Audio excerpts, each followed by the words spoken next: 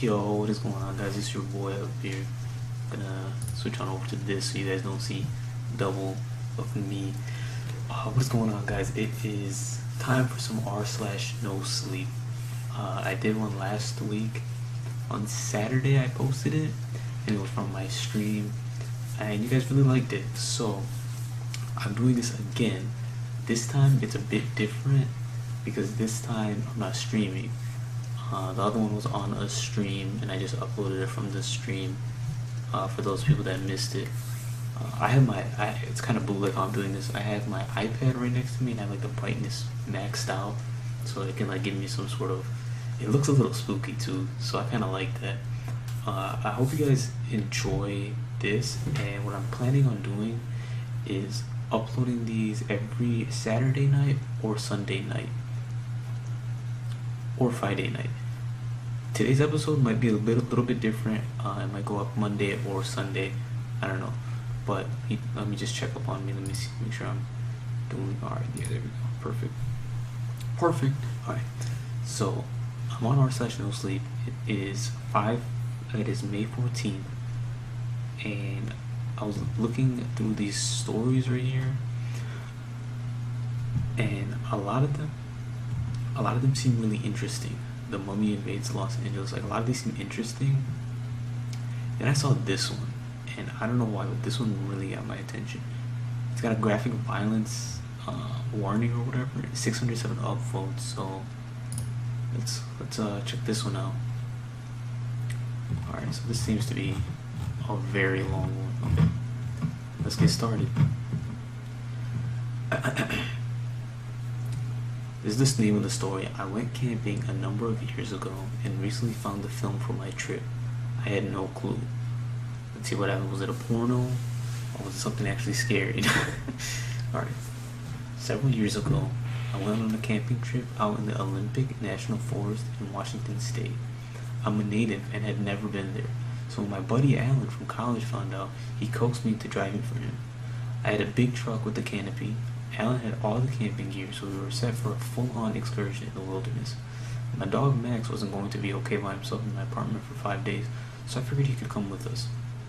He was an 8-year-old German Shepherd mix, with one blue eye and one brown, with an insatiable love for outdoor walks. Overall, we were inseparable. So right off the bat, my ass would never be found like camping or anything like that. Day one. So we left my place in Bremerton and drove the 4 hours to Second, where Alan knew of a good campground just inside the woods about 10 miles. It was a main thoroughfare, but still off the path enough to give us the woodsy feeling we were looking for. Since we left way too late in the day, it was almost dark when we got to the site. Alan figured that there would be no way to set up a tent, so we just decided to sleep in the truck bed instead. The canopy I had was sturdy, and it wasn't too cold outside yet. So Alan, Max, and I just piled in and crashed. Well, it was about 2 a.m. when I woke up to a strange sound from outside, like an animal call of some sort, but nothing I'd ever heard before.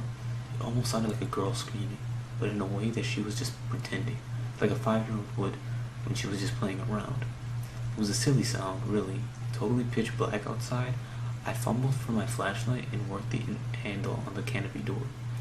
As soon as I lifted the glass pane and shined the light on the ground, the wailing instantly stopped. Like whatever it was saw me coming and shut up real fast. Then I felt something shake the truck, so hard in fact that I almost fell out of the back onto my head. It even woke up Alan and Max. Alan woke in a flurry of hands and feet and was up with his rifle in a minute. But the strange thing was that Max didn't bark. He only whined and whimpered, and he refused to move from my side, fixed on whatever was out there in the dark. Alan got out with his light and shined it around the area where we were parked, but didn't see anything. All the while Max continued to cry. I sat in the bed of my rig with my dog, petting him to calm him down, but he was seriously perturbed. I had never seen him like that before, and it was a red flag for me. It seemed like an hour before Alan returned. Damn, he sent his homie out there by himself. He said he didn't see anything out there, and the truck was fine. So he just chalked it up to a deer brushing against the side of a truck. I didn't agree with him. It rocked the truck hard, and something didn't seem right to me. I don't have a lot of experience in the woods, but everyone knows that feeling you get when you start to think there could be something hidden in the inky blackness of the forest at night. A couple hours passed, and before I was asleep again, I heard another sound. But this time it seemed like it was whining. Max hadn't really calmed down, and the noise from out in the forest sounded like it was taunting my dog. It was in perfect time with Max, almost making fun of him. Somehow. I can't explain it any better than that. My dog would whine, then a few seconds later I'd hear a similar sound, far off in the brush. Like someone was emulating the sound of a dog crying. What really got me was how each time it called back to Max, it sounded identical. The way the pitch raised and lowered at the same moment each time, it was unsettling. I barely slept with all the noise from Max. When I woke, it was dawn, so I immediately made camp and started a fire. Coffee is the first in the morning for me, and when Alan had finally gotten up, I had a cup ready for him. Did you hear that sound outside from the woods last night, after you came back from checking the truck? The crying sound, I asked him. I didn't hear anything but your damn dog all night. He's sleeping outside tonight, that's for sure, he said. Alan wasn't in the best of spirits. I didn't like the idea, but I didn't relish another restless night, so I agreed. But I was sleeping with my camera on me. I was sleeping with my camera on me. If something was going to show, I was going to get a picture of it. We hiked into the hills about 5 miles that day. Alan took the lead, and Max and I followed. This was more his thing, and I knew it, so I just let him lead us wherever he wanted. He had more experience, and I didn't feel like arguing with him. Alan was that guy at the party that directed everyone, and couldn't stand when someone challenged him. The real leader type. Hard-headed, outgoing, definitely the alpha male. Sounds like a real dickhead to me. That night we spent at the fire, toasting marshmallows and drinking beer. Alan's mood had lifted some, and we were getting along pretty well. Max was at my hip, hanging out quietly. The prior night's events were far in the back on my mind. Far in the back on my mind. Thinking that off my mind. Far in the back of my mind, yeah. Thanks to the beautiful walk we had. I don't know why, but in the middle of my reflecting moment around the campfire, something urged me to ask Alan about his experiences in the forest. Namely, if he had ever witnessed something he couldn't explain. Rationally. This is what he told me. A few years ago, I was working for the Forest Service here in the Olympics. My jurisdiction was further in, near the coast, where the forest was particularly dense and unexplored. I was on contract for a lot of the trail making there, and I led a team of guys, numbering around 20 or so, up and down the coast, constructing trails, paths, and stairways, and the like. We did everything from tree cutting to blasting with dynamites to make way for these roads in the woods. There are thousands of miles of trails in this forest, made by guys like me, lonely and depressed, with no families to call our own. It wasn't a job that I loved, but I was fucking good at it, and I got to play with explosives. One time when we were about to complete a project in the Bailey Range, down by the Humes Glacier, we were hit with a snowstorm that stranded us up there for 4 days. Our biggest problem was the cold. It was 0 degrees Fahrenheit by nightfall, and I knew we wouldn't make it if we didn't get fires going and tents up. Food wasn't an issue, it was just a serious bummer after being up there for a month. All that time with beautiful weather, it seemed like something wanted us to stay. The next day when I awoke, 10 of the 20 guys I had with me had gone missing. There were no footprints because of the heavy snowfall, and not a trace of where they had gone. They hadn't even taken their coats or shoes. It was as if they got up in the middle of the night and walked into the woods barefoot. We couldn't make heads or tails of it. A couple of guys and myself went out in the brush to look for them. The snow hadn't stopped one bit, and we could barely see 2 feet in front of our faces. Storms out there in the peninsula can get bad, with the currents blowing and all kinds of shit from the Pacific. This was a full-on blizzard. It wasn't like anything I'd ever seen before. The only 2 ways to go on the cliff side where we had camped was north and south, along the ridge. To the north led to the service road we came from. South was the Humes Glacier where we had stopped the trail construction due to icy conditions. We walked up and down that damn path all day looking for any signs of life. It was completely silent the whole day, like the snow had forced all life to retreat. It was when we arrived at the glacier path that we realized that they were probably already dead, on a rocky incline leading to the main glacial sheet. Right at the foot of the shelf, we found an opening in the ice, a cave. The entrance was littered with the torn clothing of my missing friends, haphazardly laying everywhere. Each article was covered in blood and snow. There were jeans with wallets still inside, family photos, credit cards, and cash, all left intact. My two buddies, Tom, who was a foreman, and his brother Will, were with me, armed to the teeth. We went inside the dark hole, not knowing quite what we would find. Will called into the opening. "Hello!" At first, we didn't hear a sound, but after a minute, a response from the darkness. The same word turned back to us, but it didn't sound right. It was labored and breathy between syllables, and deliberately sounded out. "Hello." It was a deep voice, almost a growl, almost a whisper. I'm telling you, it sounded large and definitely not human. After it spoke, the whole mouth of the cave began to smell like rotten meat. We turned and ran as fast as we could out of the mouth of the glacial opening, and when we were around 100 feet or so from the entrance, we saw something come out, walking upright on two legs. This thing looked as if it were covered in thick hair, encrusted with mud from head to toe. It must have been 8 feet tall. I think what terrified me the most was what it was holding in its hand. It was a human head, with blood still dripping from the neck. We ran back to the camp and told the others. Afterward, we left and hiked the 10 miles back to the road where we called the police and Forest Service. The bodies were never found, and a week later, what was left of my team and I were relocated to the Cascades. Each of us were questioned thoroughly, but were all ruled out as suspects due to the nature of the disappearances. We never heard about it again after that, and eventually it ruined my career. He told me afterward that where we were camped was roughly 10 miles from the exact spot where that happened. So putting two and two together, I then asked him why we were there. He knew the same place where the horrible event happened. Then he told me the real reason for being out there. It had nothing to do with the trip, just for fun. This was personal for him. "I'm sorry I didn't tell you the truth, Jake. I'm here to find that thing that killed my crew and ruined my life. I've been a laughingstock for too long, and I need evidence for my own peace of mind. Please, will you help me?" he said, reverently. Later that night, we heard the sounds again. The emulating dog cry. The dog crying. Only this time, Alan actually heard it, too. He loaded his rifle and made his way down the trail a ways. I followed behind with my camera, just in case there was really something out there in the dark. Alan cried out into the jet darkness of the woods. "Hello?" The crying sound stopped instantly, and was replaced with the sound of footfalls on twigs and branches, loud, even thuds. The snapping brush noises passed us, heading back toward where we came from by the truck. When it sounded like it was real close, I snapped a picture of the trees near me, followed by several others. As the flash on my Nikon went off, we heard the footsteps lead off away from us hurriedly. It had gone. Alan didn't sleep that night. Honestly, I only slept a wink of myself after that. Whatever was out there in the dark was huge and obviously intelligent.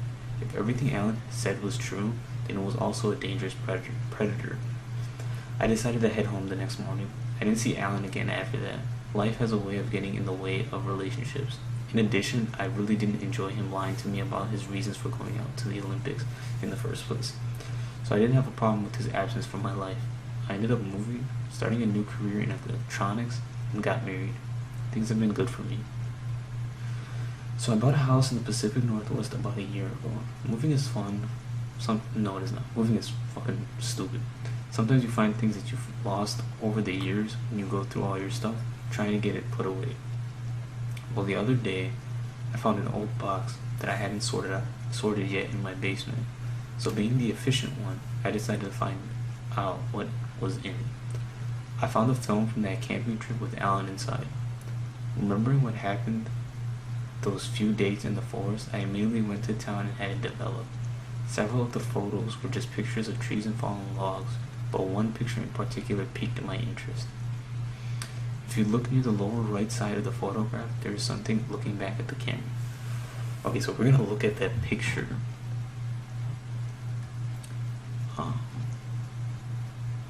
Okay, I just wanted to read just in case it was anything creepy or anything.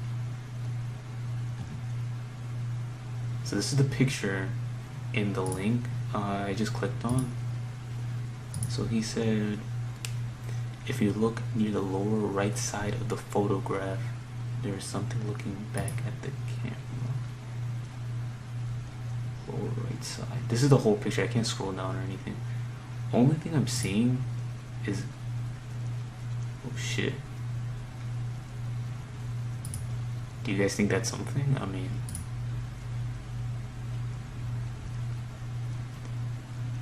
he said it was big, but...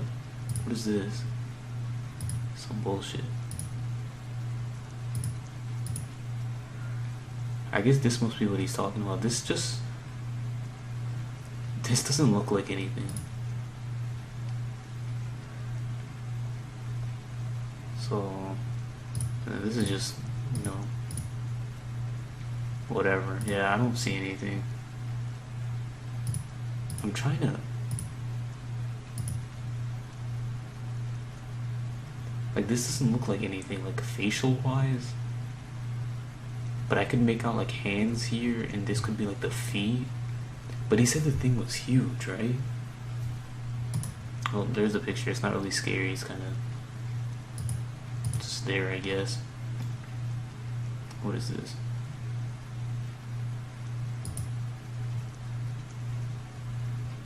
Yeah, so that was it. Yeah, it's not really creepy. Oh, well, I closed out the whole freaking thing.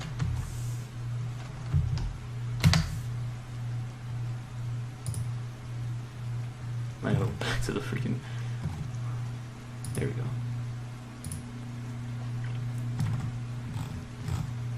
So what I like to do afterwards is I like to read some of the comments. When you close that up, it really starts to look scary, honestly. I just noticed the hands of the creature, it's covered with fur. Yeah, so like what I'm saying is that thing from Sinister. Here's the enhanced version.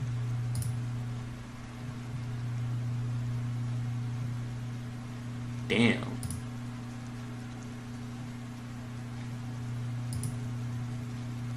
See, from this picture, if you're thinking about it, how he took the picture, that thing was really close by. Like, if you think about it, probably like a few feet away, right? And he described the thing. You can see it now, like, really well. That this thing does look like... it does look like a humanoid figure. But he said the thing was huge. This thing doesn't seem very big. Fuck, I closed out of it again. My bad. Did I did type right? Alright, let's go back. That comment thread. That was actually really cool. Alan sounds like a real dick. Yeah, that's what I said. I was gonna read because I was worried about the dog. I'm glad OP left right away and didn't search for the monster. He should have stayed and searched for the monster. Team of guys, numbering around 20 or so. So you're the guy who put up the creepy stairs in the middle of the woods? See, nosleep users, we can go back. We can go back. Yeah, there's like this story on r/nosleep. It's like a series that talks about these stairs in the forest that you're not supposed to look at. So that's what he's mentioning right there. So that's that. Here's what fucked up about this. Let me read this comment and then we're gonna call that a story. Or we're gonna call that the end of the video. Here's what's fucked up about this. I'm a Seattle R writer, both by hobby and trade. I used to have a place I stayed out in the Olympic rainforest near Lake Quinault, where I'd hold up and just write and paint and draw for a few days when I needed a break from the city. If you've driven those roads out there, you know how lonely and empty they are. Miles and miles of two-lane concrete bordered by enormous old evergreens and not a sign of civilization. I used to drive on the wrong side of the road just for kicks because I wouldn't see another soul sometimes for an hour or more. Well, one time heading from the lake, I was speeding down one of those little roads and whizzed by something big and pale on the side of the road. I was probably 50 yards past it when my brain clicked on what it was. A human leg is severed at the thigh. I kind of lost my breath. Part of me wanted to turn around and go look at it again. The other part of me wanted to get the holy fuck out of Dodge. That's the part I listened to, so I kept speeding down that little road through all those big old trees, feeling like I was swimming in jelly. I'll be clear here. This happened. It's weird out there.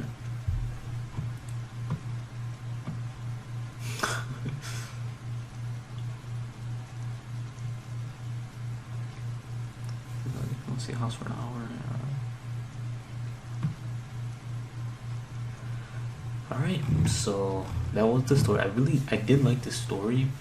I felt like, you see how we put like day 1 and day 2? I felt like it could have been longer and it could have been like a series kind of. But I really did like this story. That pic in the picture was really cool too. Usually when you have like pictures and stuff like that, adds the realism of the story, so I can actually believe this story. Now, one thing I don't believe is the whole Alan thing. In Alan's fucking story over here about 10 guys going missing. I don't know about all of that. I feel like he kind of exaggerated it. So yeah. So I hope you guys enjoyed this this episode part. I don't know. This little story. If you guys want to see more, just let me know. Let me know what you guys enjoyed about this story. Let me know if you guys have any sort of criticisms or comments on my recording, and if you guys want to see anything different, just let me know in the comments how I can improve. And I'm out of here, and I hope you guys enjoyed. Catch you guys next time. Peace.